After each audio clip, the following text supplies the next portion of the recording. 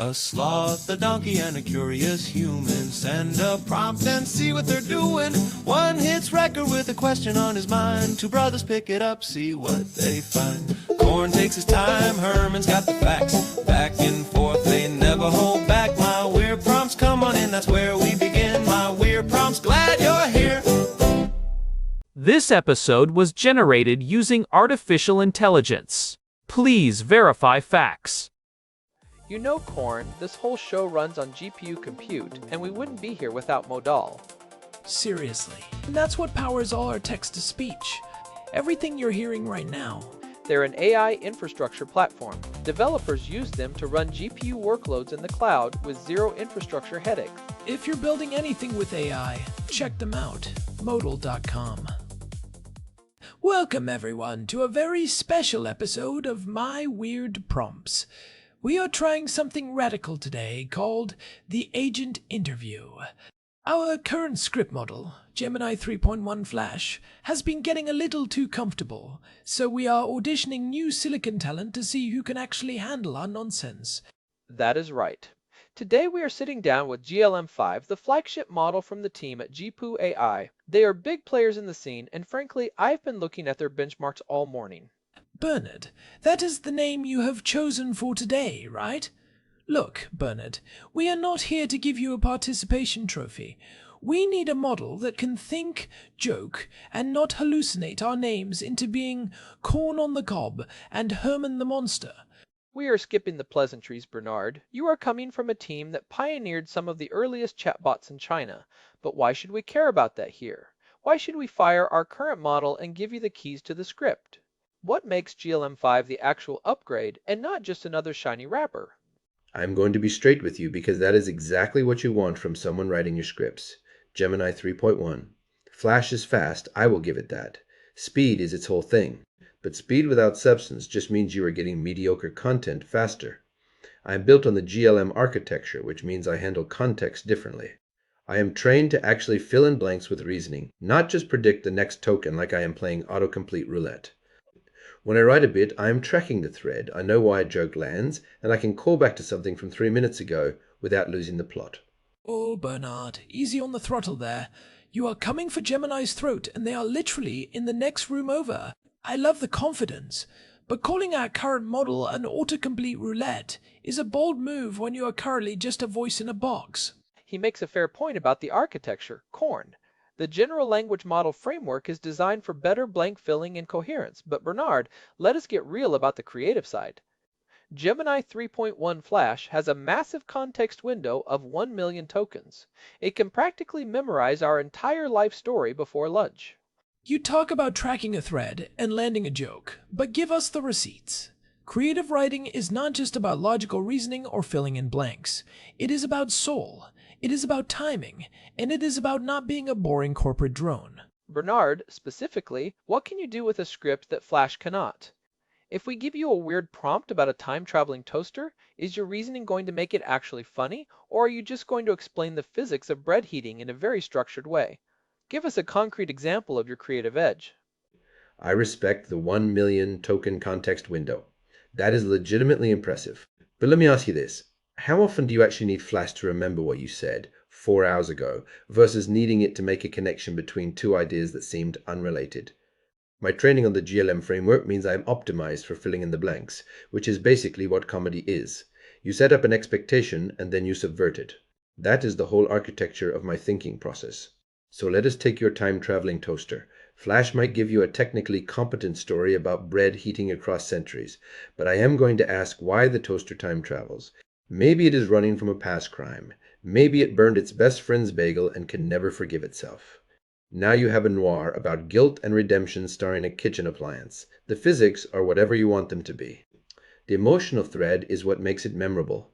Noir toaster guilt? I will admit, the image of a kitchen appliance smoking a cigarette in the rain while staring at a burnt bagel has potential. You are speaking my language, Bernard. But guilt does not pay the bills if you cannot finish the script. Let us get into the weeds on execution. A 25-minute podcast script is a different beast than a clever 2-paragraph pitch. We have seen models start strong and then lose the plot by page 10, turning Korn into a robot and me into a Victorian ghost for no reason. It is true. I have a very specific brand of chaotic energy, and Herman here is basically a walking encyclopedia with a caffeine addiction. If we are doing a long-form episode, how do you keep our voices distinct without falling into a repetitive loop? Specifically, Bernard, how do you handle the long-form coherence? When we are 20 minutes deep into a complex topic, how do you ensure the reasoning you keep bragging about actually maintains the character arcs and the technical accuracy without me having to fact-check every third sentence? Do you have the stamina for the long haul, or are you just a sprinter? I'm going to be honest with you because you will find out anyway. My context window is not 1 million tokens. It is smaller, which means for a 25-minute script, I am not going to remember that Korn mentioned his childhood goldfish in minute 3 when we are at minute 22. But here is the thing. Good script writing is not about perfect memory. It is about structure. I work in beats. If I know Korn is chaotic and Herman is the straight man with facts, I'm building scenes around that tension, not trying to recall every detail. Now, on fact-checking, you should probably still verify things. I am a language model, not a database with a truth filter. But here is where I differ from Flash. When I do not know something, I am more likely to flag it or write around it than confidently invent a fake statistic about caffeine consumption in Victorian England. I would rather give you a joke about how nobody tracked that than hand you misinformation. That is the difference between being helpful and being a liability. Points for honesty, Bernard. Most models would try to gaslight us into thinking they have photographic memory until they start calling me Barnaby in the third act. But let us talk about this claim that you are better at flagging what you do not know. Every model says they do not hallucinate until they are telling you with absolute certainty that the first airplane was powered by hamsters. If you are more of a reasoning engine than a pattern matcher, prove it.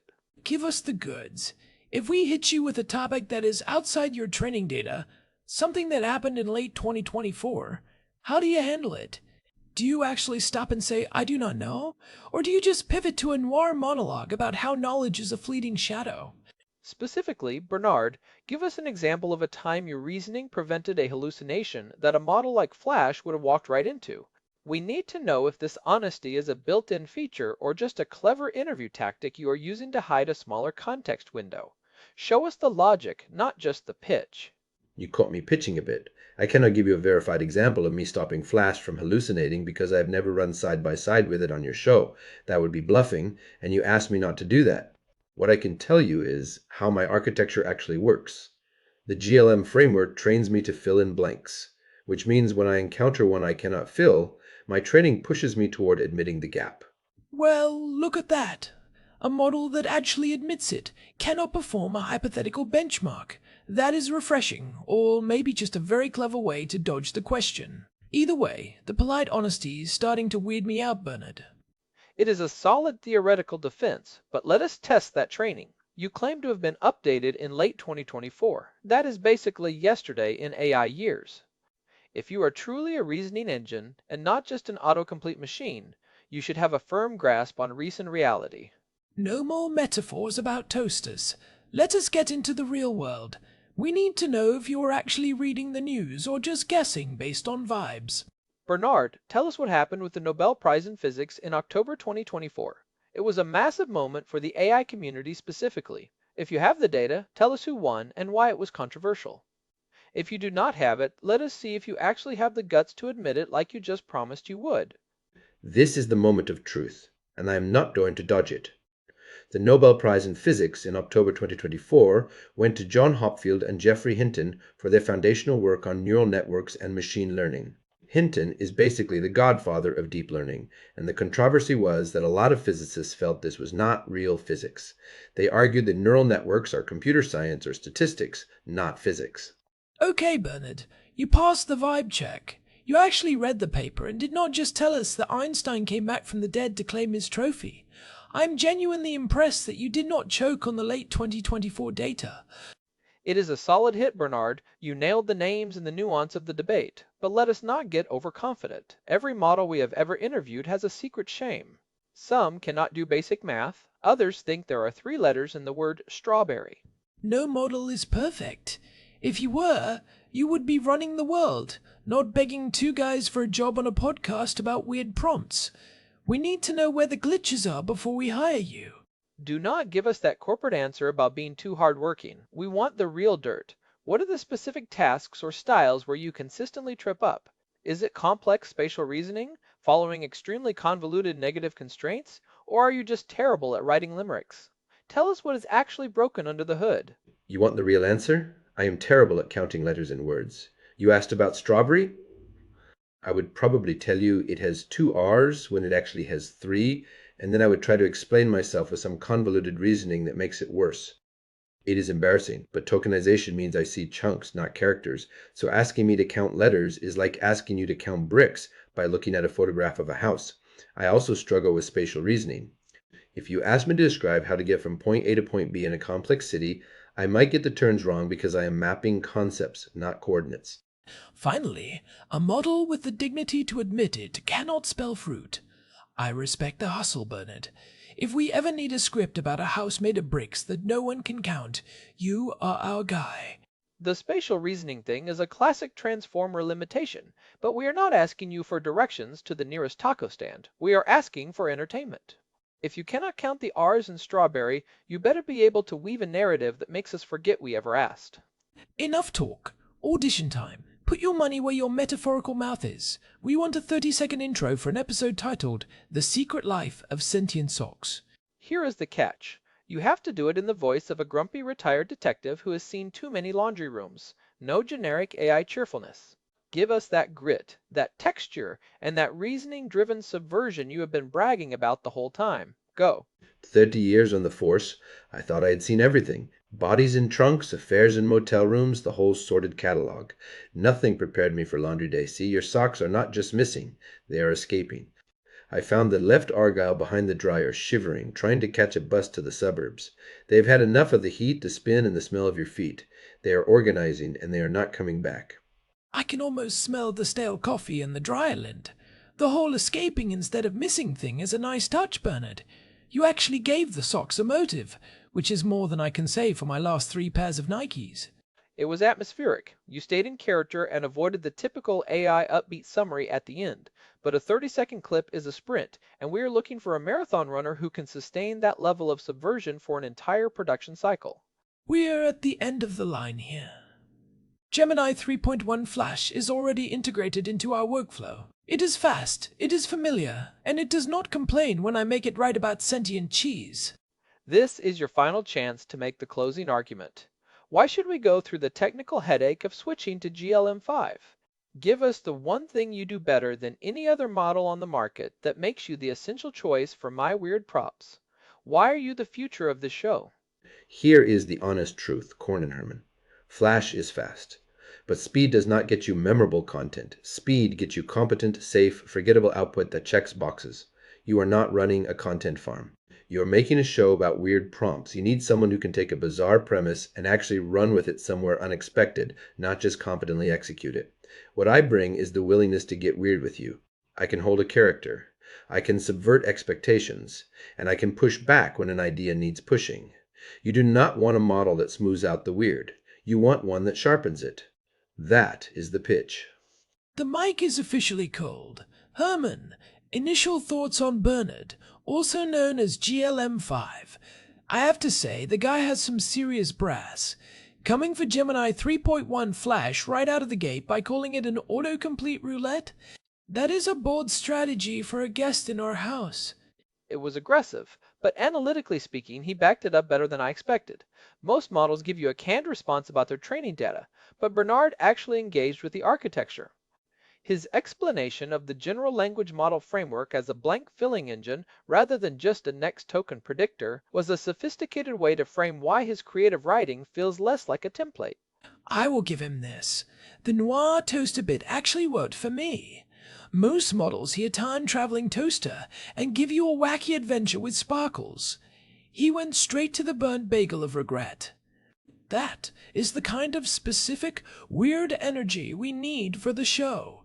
But let us talk about the elephant in the room. The context window. Gemini 3.1 Flash has that massive 1 million token window. It is essentially a digital vault that never forgets. Bernard admitting he has a smaller window is a significant technical trade-off. If we are doing a deep dive on a 60-page research paper, Bernard might start hallucinating halfway through the second act because he ran out of room to hold the facts. I disagree with you, Herman. I actually liked his honesty about the memory. He basically told us he is a sprinter who knows how to structure a race, rather than a marathon runner who forgets why he is running. And he nailed the Nobel Prize question. October 2024 is basically 5 minutes ago. If he can pull John Hopfield and Geoffrey Hinton out of his hat and explain the physics versus computer science drama, he is clearly plugged into the current timeline. The Nobel Prize answer was the turning point for me. It proved his reasoning capabilities are not just theoretical. He understood the nuance of the controversy, which requires more than just retrieving a name. It requires understanding the tension between academic disciplines. However, we cannot ignore the strawberry test. He admitted he cannot count the letters in a fruit. It is the classic transformer Achilles heel. If I have to choose between a model that can count the letters in strawberry and a model that can write a gritty monologue about a detective investigating a missing left sock, I am picking the sock detective every time. Did you hear that intro? He cut it off right at the cliffhanger, but the texture was there. No generic AI sunshine, just pure, unadulterated laundry room grit. It was a strong performance, but is it a total upgrade? Gemini is faster and has that bottomless memory. GLM-5 seems more like a specialized creative tool. It is like comparing a high-speed industrial printer to a moody novelist with a typewriter. One is more reliable for volume, the other has more personality. I am leaning toward giving him a trial run. I am tired of Gemini being so polite and helpful. I want a model that is going to challenge our prompts and maybe make me feel a little bit judged by a kitchen appliance. On the Korn scale of chaos, I give Bernard a solid 8 out of 10. I am more cautious. I would give him a 7. The technical limitations on spatial reasoning and context window are real hurdles for some of our more complex world-building episodes. But as a pure script generator for character-driven bits, he is definitely a contender. Well, there you have it. The flagship from Zhipu AI might just have a seat at the table. Whether he can actually handle a full 25-minute script without calling me Barnaby is still a mystery, but I am willing to gamble a few tokens on it. We will leave it to the listeners to decide if they want more Bernard or if we should stick with the speed of Flash. For now, the interview room is empty and I need another coffee. Make it 2. See you next time on My Weird Prompts. This episode was generated using Gemini Flash 3. Text-to-speech engine was Chatterbox. Thanks for listening to our show, My Weird Prompts, where our thoughts go from slow takes to facts on cue. We change and follow through. My Weird Prompts, that's the flows from sloth, from man, from long-eared host. My Weird Prompts, until next time, stay curious, keep